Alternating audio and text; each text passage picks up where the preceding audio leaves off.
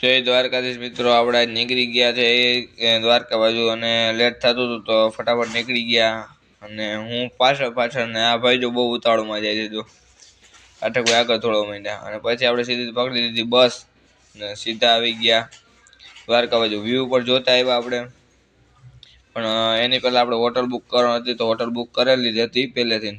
પછી આપણે આવી ગયા હોટલમાં, એસી ફૂલ કરીને પછી કરવા માંડ્યા વિડીયો એડિટિંગનું પૈતું એટલે સીધા આપણે નીકળી ગયા દ્વારકા બાજુ.